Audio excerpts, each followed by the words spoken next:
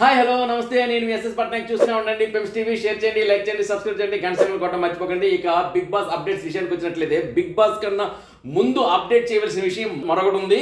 అదే మన big boss king Nagarjuna గారు ఆయన శివ సినిమా రిలీజ్ అయిందండి ఈ రోజే. శివ సినిమాకి తండాలుగా జనాలు వెళ్తున్నారు. అయితే ఇప్పుడు వెళ్ళడమే కాదు, యాక్చువల్గా శివ సినిమా 1989 అక్టోబర్ 5వ తేదీన రిలీజ్ అయింది.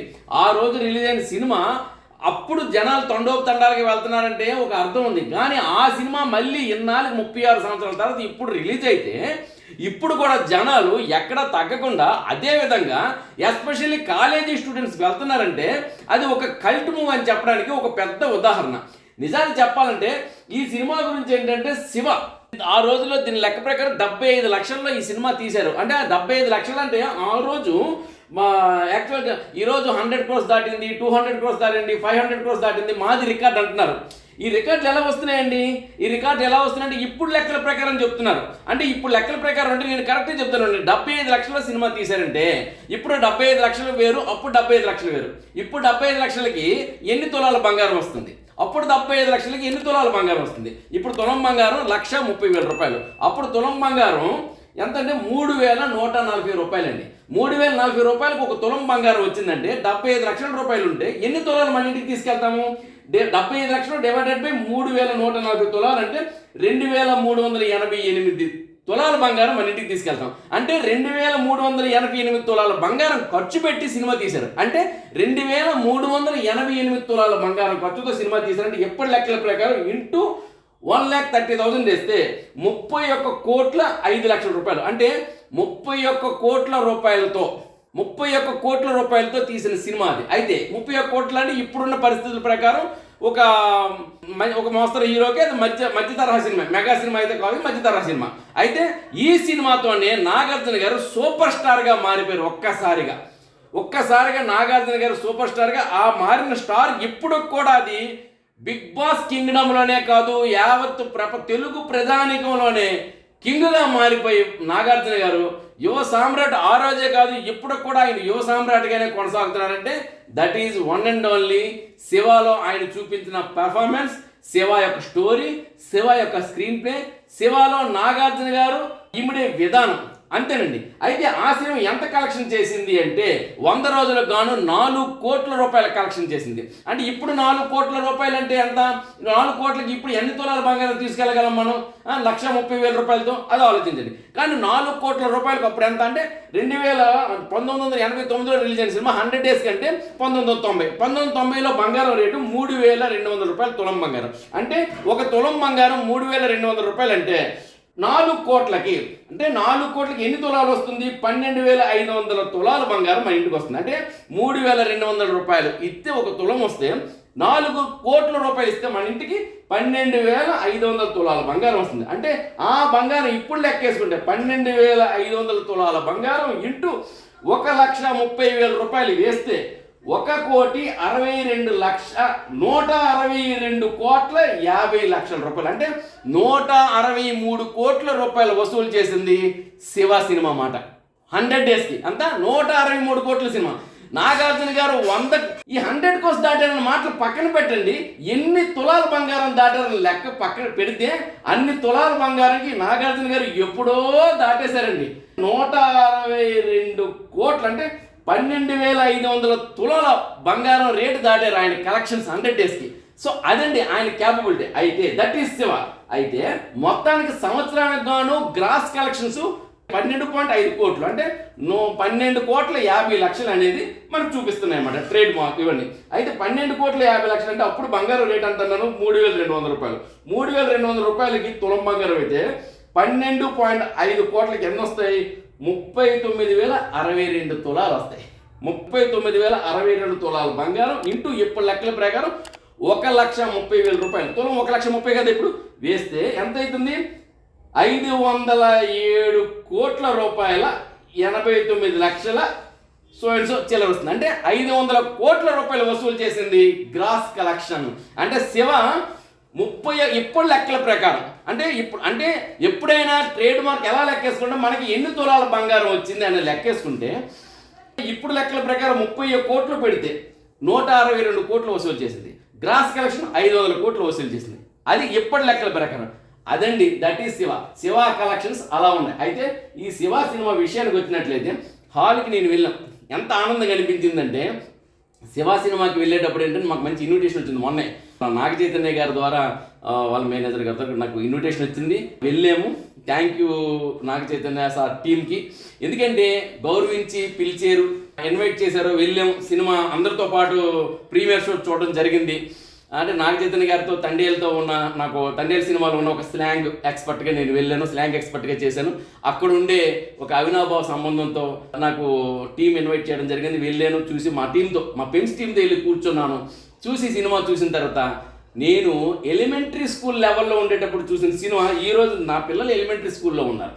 అంటే చూడండి, అప్పుడు చూసిన సినిమా మధ్యలో నేను ఇంటర్మీడియట్ చదువుతున్నప్పుడు సెకండ్ రిలీజ్ థర్డ్ రిలీజ్ జరిగింది సినిమా. అప్పుడు మళ్ళీ నేను ఇంటర్మీడియట్ స్టూడెంట్స్ వెళ్ళినప్పుడు అప్పుడు చూసిన సినిమా నాకు ఎలా అనిపించింది, గూస్ బంప్స్. కాలేజీలో నేను కూడా శివాలా నిల్చొని ఫైటింగ్ చేద్దాం అనిపించేది. ఆ లెవెల్లో ఉంది. ఈ రోజు చూసినా సరే ఈ రోజు కూడా అలాగే ఉంది. అబ్బా మళ్ళీ కాలేజ్ జాయిన్ అయితే బాగుండేమో అని అనుకుంటున్నాను.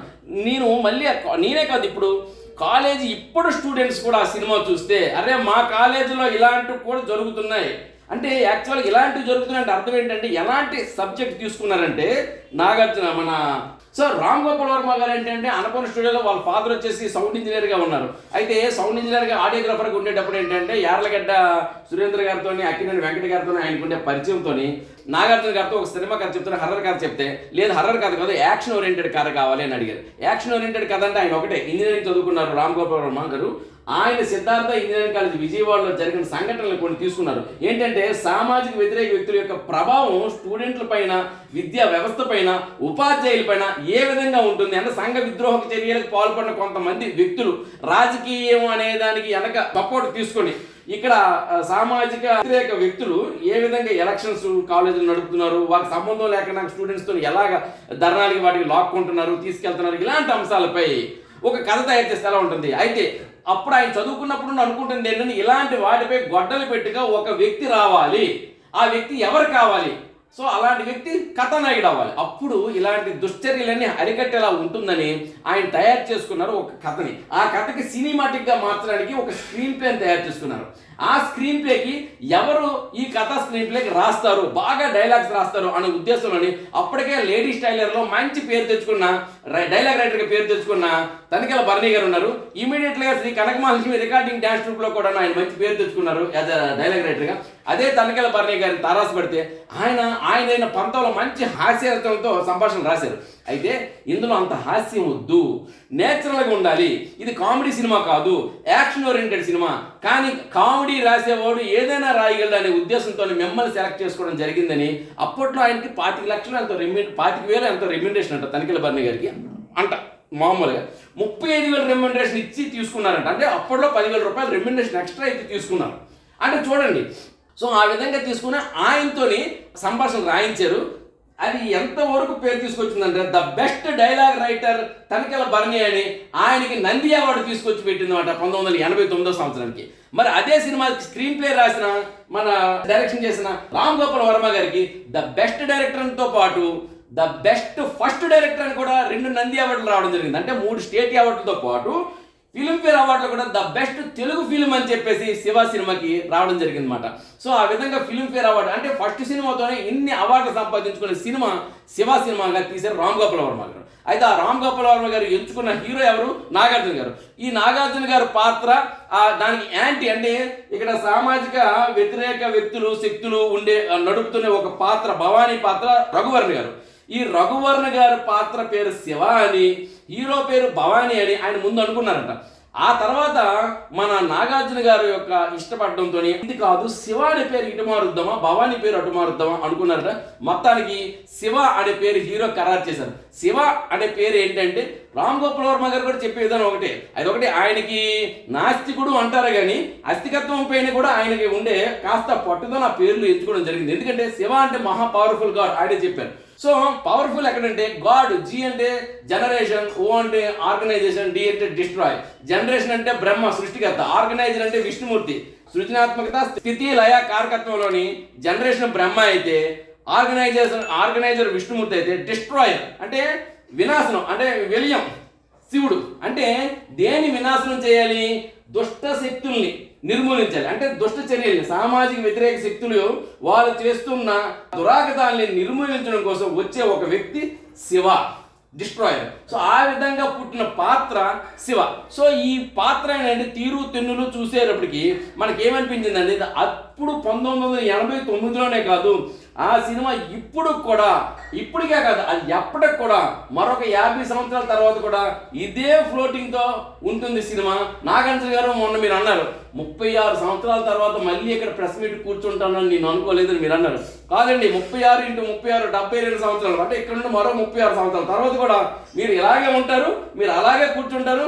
అప్పుడు ఈ సినిమా గురించి మళ్ళీ చెప్తారు. మీరు ఈ సినిమా గురించి 72 సంవత్సరాల తర్వాత కూడా ఇలా కూర్చుంటానని నేను అనుకోలేదని మీరు చెప్తారండి. ఎందుకంటే అలాంటి సినిమా శివ సినిమా అని ఎటువంటి అతిశయోక్తి లేదు. ఇక సినిమాకి ఏంటంటే సినిమాటోగ్రాఫర్ అంటే ఈ సినిమాకి ప్రత్యేకత ఏంటంటే అప్పటి వరకు ఉన్న సినిమాటోగ్రఫీ ఒక రకం, అప్పటి నుండి వచ్చిన సినిమాటోగ్రఫీ ఇంకో రకం. క్రీస్తు పూర్వం క్రీస్తు శకం లాగా before Shiva after Shiva. So study cam అనేది ఇండియాలో ఉన్నప్పుడు లేదు, చెన్నైలో ఉండేది. కానీ 4 సంవత్సరాలు ఉన్నా సరే దాన్ని పెద్దగా పనిచేయట్లేదు అనే మాట, దాన్ని ఉపయోగించట్లేదు అనుకున్న కోణంలోనే ఉండేది. అలాంటి స్టడీ క్యామ్ని తీసుకొచ్చి మొత్తానికి స్టడీ క్యామ్ షాట్లతో ఎక్కువగా చూపించి సినిమాని ఏంటంటే మనం కెమెరా అంటే ఆ పరిగెట్టే వ్యక్తుల్లో ఆ తెరలో మనమే ఉన్నాము, మనమే పరిగెడుతున్నాము అనే భావాన్ని క్రియేట్ చేశారండి. సో దాన్ని ఎస్ గోపాల్ రెడ్డి గారి సినిమాటోగ్రఫీ అద్భుతం, హ్యాట్స్ ఆఫ్. ఇంకా ఎస్ గోపాల్ రెడ్డి గారు ఎంత బాగా చేశారు అంత బాగా చేశారని చెప్పడానికి నాకు అర్హత లేదు, నాకు ఆ వయసు లేదు, నాకు ఆ స్థాయి లేదు. కానీ ఎస్ గోపాల్ రెడ్డి గారికి ప్రపంచం బ్రహ్మరథం పట్టింది. ఇక ఆ తర్వాత ఇళయరాజా గారి గురించి చెప్పడానికి ఏముంది, అప్పటి వరకు ఏంటండి సౌండ్ మీద ప్రాధాన్యత ఉండేది కాదండి. సౌండ్ అనేది మాటలు వచ్చాయి అంతే, మూకీ సినిమా నుండి టాకీ సినిమా అయింది అని అనుకున్నారు. అంతేగాని సౌండ్కి అంత ప్రాధాన్యత లేదు. ధ్వనిలో 2 రకాలు, చప్పుడు, సంగీతం అనేది ఉండేది కానీ చప్పుడు అంటే అంత ఐడియా ఉండేది కాదు. ఇక సంగీత బ్యాక్గ్రౌండ్లో ఏంటి అప్పటివరకు సినిమాలు అనేదో మ్యూజిక్ ఉండేది కానీ అని ఏదో మామూలు నడిచేటప్పుడు వచ్చేటప్పుడు ఆకులు చప్పుడు ఇవన్నీ ఉండేవి. దాటిపై ఎక్కువ ప్రాధాన్యత ఇచ్చేవారు కాదు. కానీ ఈ సినిమాలో చప్పుడుకు ప్రాధాన్యత ఇచ్చారు. అన్నెసరీగా ఎక్కడ బ్యాక్గ్రౌండ్ స్కోర్ ఉండదు. చప్పుడు కావాల్సినప్పుడు చప్పుడు ఉంటుంది, సంగీతం కావాల్సినప్పుడు సంగీతం ఉంటుంది. చెవులకి ఎంతవరకు వినిపించాలో అంతవరకు వినిపించాలి. అది కూడా మోనోలోనే చూపించారు. మోనో అంటే సింగిల్ ట్రాక్ ఉంటుంది, ఆ తర్వాత మోనో తర్వాత డబుల్ ట్రాక్ స్టీరియో అని ఉంటుంది, లెఫ్ట్ రైట్, తర్వాత 4 ట్రాక్ వచ్చింది, తర్వాత 5.1 వచ్చింది, తర్వాత 7.1, ఇప్పుడు డిజిటల్, డాల్బీ, అట్మాస్. ఇప్పుడు అట్మాస్ వచ్చినప్పుడు ఎలా చేయాలి అనే ఉద్దేశంతో అప్పుడు మోనోలో నేను చేసిన సినిమా అది మోనోది కాదు, అది ఎప్పటి సినిమా, ఇప్పుడు చేసిన ఇంకొక లాగున్ను అనే ఉద్దేశంతో ఈ సినిమా మళ్ళీ చేయడానికి పనికిరాదు. ఈ సినిమా ఒకసారే చేయడానికి, ఈ సినిమాకి మించిన సినిమా ఇంకో రాబోదు. ఎందుకంటే నభూతో నభవిష్యత్ అన్నట్టు అదే సినిమాను పట్టుకొని రామ్ గోపాల్ వర్మ గారు, నాగార్జున గారు 4Kలో మార్చి సౌండ్ని మార్చితే ఆ సౌండ్ని మేము థియేటర్లో కూర్చొని ఎక్స్పీరియన్స్ చేసామండి. ఆ ఎక్స్పీరియన్స్ నవ్వుతో నభవిష్యత్. అసలు ఆ రోజు వినిపించలేదు మా కుక్కల అరుపులు. ఈ రోజు కుక్కల అరుపులేంటి, పిల్లి అరుపులేంటి, పక్షుల అరుపులేంటి, ప్రతి చప్పుడు మాకు వినిపిస్తుంది అన్నమాట. అంత క్లారిటీగా ఆ రోజే వర్క్ చేశారు రామ్ గోపాల్ వర్మ గారు. అంతవరకు ఏంటంటే సినిమాలకి నాగార్జున గారి కన్నా ముందు బ్యాచ్ ఎవరు, రామారావు గారు, నాగేశ్వరరావు గారు, సూపర్ స్టార్ కృష్ణ గారు, శోభన్ బాబు గారు, కృష్ణరాజు గారు, వీళ్ళ 5 సూపర్ స్టార్స్. ఈ 5 సూపర్ స్టార్ సినిమాలు ఏంటంటే పాటలు బాగున్నాయి, ఫైట్లు బాగున్నాయి, అబ్బా చాలా బాగుంది, కథ బాగుంది అనేవారు. కానీ సౌండ్ బాగుంది అనేది వచ్చింది మాత్రం ఈ తరం హీరోల్లో నాగార్జున గారికి వచ్చింది. నాగార్జున గారి తర్వాతే సౌండ్ మీద ప్రాధాన్యత చిరంజీవి గారు, బాలకృష్ణ గారు, మోహన్ బాబు గారు, వెంకటేష్ గారు, 5 స్టార్ సూపర్ స్టార్స్ హీరో చిత్రాల్లో కూడాను సౌండ్ మీద తర్వాత ప్రాధాన్యత పెరిగింది. ఎవరిదైన స్టైల్లో వాళ్ళ సినిమాలు వచ్చాయి. కానీ సౌండ్కి మాత్రం ప్రత్యేకత వచ్చింది అని చెప్పుకుంటే నాగార్జున గారి శివ సినిమా తర్వాత మిగతా సినిమాలు వచ్చి మిగతా హీరోలు వాళ్ళ పందాలో ఒక్కొక్క సినిమాలో ఒక్కొక్క హైలైట్ ఉంటుంది, దాన్ని నేను కాదను. కానీ సౌండ్కి మాత్రం ఒక ప్రాధాన్యత తెచ్చిపెట్టినారు. ఒక పెద్ద చిత్రం ఈరోజు సౌండ్ కోసమే మనం థియేటర్కి వెళ్ళి చూడాల్సిన చిత్రం శివ అని ఖచ్చితంగా చెప్పగలను. అయితే ఈ శివకు ఎడిటింగ్ వచ్చి సత్యబాబు గారు. ఆయన అప్పుడు పుట్టవలసిన సత్యకాలం సత్యయ్య అని అంటారు, కానీ అతను సత్యకాలం కాదు. సత్యకాలం నుండి కలియుగం నుండి కంప్యూటర్ యుగం వరకు కూడాను ఆయన సత్యబాబే. అందుకని ఆయన ఎడిటింగ్ ఏంటంటే ఏఐ కూడా అందుబాటులో ఉండేలా ఉందండి. అది సత్యబాబు గారి ఎడిటింగ్ అంటే. ఆ తర్వాత ఈ సినిమాకి వచ్చేసి ఇంకా చెప్పుకుంటే చాలా ఉన్నాయండి. చెప్పడానికి కూడా నాకు ఏమనిపిస్తుందంటే ఏం చెప్పగలను ఈ సినిమా గురించి. ఇక ఈ సినిమాలో 3 పాటలు ఉన్నాయి. 3 పాటలు కూడా అండి, 5 పాటలు అండి యాక్చువల్గా 5 పాటలు, కానీ ఇప్పుడు మాత్రం 3 పాటలతో రిలీజ్ చేశారు. అంటే అప్పుడున్న పరిస్థితుల్లో 6 పాటలు 4 ఫైట్లు అని అలా ఉండేది, దానికోసం పాటలు చేశారు. కానీ ఇప్పుడు వచ్చినప్పటికీ ఇన్ని పాటలు అవసరం లేదు అంటే అప్పుడు క్యాసెట్లు విడుదల చేసేవారు, 35 రూపాయలకి 30 రూపాయలకి 20 మాస్టర్ క్యాసెట్లు నమ్మేవారు. క్యాసెట్కి 6 పాటలు ఉండాలి కాబట్టి అలా ఉంది. కానీ ఇప్పుడు అది లేదు, సినిమాకి ఎంతవరకు పాట కావాలంటే అంతవరకు ఉంటుంది, లేకపోతే పాట అక్కర్లేదు. సో అందుకని చెప్పేసి 2 పాటల్ని రిమూవ్ కూడా చేశారు. అదేంటంటే రాంగ్ నెంబర్, కిస్ మీ అనే పాట ఒకటి, ఇన్ని ఎల్లో మరి ఈ పాట ఒకటి. నేను పాడలేనండి. ఈ 2 పాటలు సినిమా అయిపోయిన తర్వాత ఎండింగ్లో మనకు చూపిస్తారు, కానీ సినిమా మధ్యలో అడ్డుపడడానికి లేవు. కాబట్టి ఆయనకి బోటనీ క్లాస్ ఉంది ఇదొకటి, సరసాలు చాలు శ్రీవారు ఇదొకటి, ఆనందం బ్రహ్మ. ఈ పాట దగ్గర స్టూడెంట్స్ అండి అమలాగా వెళ్ళిపోయి తెర వెనక్కి వెళ్ళిపోయి సినిమా తెరలో కనిపించినడికి అదొక కొత్తగా ఫీల్ అవుతున్నారు. ఎంత కొత్తగా ఫీల్ అవుతున్నారంటే 36 సంవత్సరాల క్రితం టెక్నాలజీని ఇప్పుడు టెక్నాలజీగా ఫీల్ అవుతున్నారు. చూడండి ఏఐ అని ఇప్పుడు అంటాం, అప్పుడు ఏఐ లాంటిది గుర్తు తెచ్చుకుని ఆయన చేశారన్నమాట. అబ్బా ఆ ఏక నమస్కారం రామ్ గోపాల్ వర్మ గారికి. ఇకని శివ అనే పాత్ర, శరత్ అనే వాళ్ళ అన్నయ్య పాత్ర మురళీమోహన్, ఆ తర్వాత హీరోయిన్ ఆశ అనే పాత్ర మన అమలా గారు, ఆమెకి అన్నయ్య సాయి చంద్ గారు. ఎస్ఐ ఇప్పుడు ఫిదా మూవీలో చూడండి హీరోయిన్కి పాత్రగా చేశారు సాయి చంద్ గారు, ఆయనే ఎస్ఐగా అప్పుడు కనిపించారు. అంతకుముందు ఆయన హీరోగా చేసిన సినిమాలు కూడా ఉండేవి. ఒక సిన్సియర్ పోలీస్ ఆఫీసర్గా సాయి చంద్ గారు కనిపించారు. ఇక జేడి అంటే జే దుర్గారావుగా మన చక్రవర్తి, ఆ సినిమా నుండి ఆయనకి జేడి అని పేరు వచ్చింది. ఆ తర్వాత వచ్చేసి రఘువర్ణ గారి పాత్ర కూడా చెప్పక్కర్లేదు, 2 లారీలతో జనం తీసుకెళ్లి వాడిని బ్యాచ్ని వేసి అని ఆయన డైలాగ్ అద్భుతంగా ఉంటుంది. ఆయన ప్రధాన అనుచరుడిగా తనికెల భరణి రైటర్ గారే కాబట్టి ఆయన మంచి పాత్ర వేసుకోగలిగారు. ఆ తర్వాత గణేష్ అనే ఒక పాత్ర, ఆ తర్వాత ఇంకా బ్రహ్మాజీ గారు అనే ఒక పాత్ర, ఇలా చెప్పుకుంటూ పోతే సినిమాలోని ఒక మన బెజవాడలో రౌడీలు అని అంటుంటారు కదా మన రామ్ గోపాల్ వర్మ గారు, అలాగే బెజవాడ రౌడీలు కనిపించే విధానంగా తెలంగాణ స్లాంగ్తో ఉండే కొంతమంది కొన్ని పాత్రలు, మన ఉత్తేజ్ అతని పాత్ర, ఈ పాత్రలన్నీ నేను అద్భుతం అండి. ఈ పాత్రలు కూడా నేను ప్రత్యేకించి చెప్పేది ఏం లేదు. ఈ సినిమాలో ఇంకో ముఖ్యమైన విషయం ఏంటంటే ప్రతి సినిమాలో హీరో డ్యాన్స్ చేస్తాడు, ఫైట్లు చేస్తాడు, హీరోయిన్ మాత్రం చేస్తాడు, ఇంకోటి చేయరు. కానీ ఈ సినిమాలోని మొట్టమొదటి బాటనీ క్లాస్ రూమ్లో హీరోయిన్తో పాటు శుభలేఖ సుధాకర్ గారికి సాంగ్ ఉంటుంది, శుభలేఖ సుధాకర్ మరి అమలా గారు సాంగ్ ఉంటుంది, మిగతా నాగార్జున గారు కూర్చొని చూస్తారంతే. శుభలేఖ సుధాకర్ గారు చుట్టూ చిన్న మరి రామ్ జగన్ వీళ్ళు చేస్తారు. అంటే హీరో ఉంటుండగా హీరోయిన్తో ఇంకో హీరో ఎక్కడైనా ఏ సినిమాలను చూస్తున్నా ఒప్పుకుంటారా? కానీ నాగార్జున గారు ఒప్పుకున్నారు. అది క్రియేట్ చేశారు రామ్ గోపాల్ వర్మ గారు. సో ఇక్కడ బాటనీ క్లాస్ రూమ్లో శుభలేఖ సుధాకర్ పక్కన అమలా గారు వీళ్ళందరూ కలిసి కాలేజ్ ఫ్రెండ్స్, వాళ్ళ సాంగ్లో డ్యాన్స్ చేస్తారు. ఆ తర్వాత ఫైట్స్ చేసేటప్పుడు కూడాను ప్రతి విషయాన్ని కూడాను ఎవరైనా తప్పు చేశారు, జేడీ తప్పు చేశారంటే ముందుకు ఇలా వస్తారు కొట్టడానికి చిన్న, ఆ పాత్ర ఎంత ఆనందం అనిపించేదండి. అప్పుడు మేము చిన్నప్పుడు చూసినప్పుడు కూడా అరే ప్రతిదానికి హీరో వస్తారు కదా, కానీ పక్కన హీరో ఫ్రెండ్ కూడా ముందుకు వస్తున్నాడంటే అది ఎంత ఆనందం ఉంటుందండి. ఇప్పుడు కూడా డైరెక్టర్ క్రియేట్ చేయాలి, ఒక్క హీరో మాత్రమే కాదు హీరో ఫ్రెండ్స్ కూడా ఫైట్ చేస్తారు. హీరో ఫ్రెండ్స్ కూడా అయితే హీరో కొంచెం ఎక్కువ పెట్టాలి, హీరో ఫ్రెండ్స్ కొంచెం తక్కువ పెట్టండి. కానీ హీరో ఫ్రెండ్స్ కొట్రా చంపిరా పుడిసిరా ఇట్లాంటి పాత్రలు ఎరిపప్పులాగా ఉంటాయండి. కానీ అందులో ఎరిపప్పు పాత్రలు ఏవిలో ప్రతి ఒక్క నాగార్జున గారు ఫ్రెండ్ హీరోనే.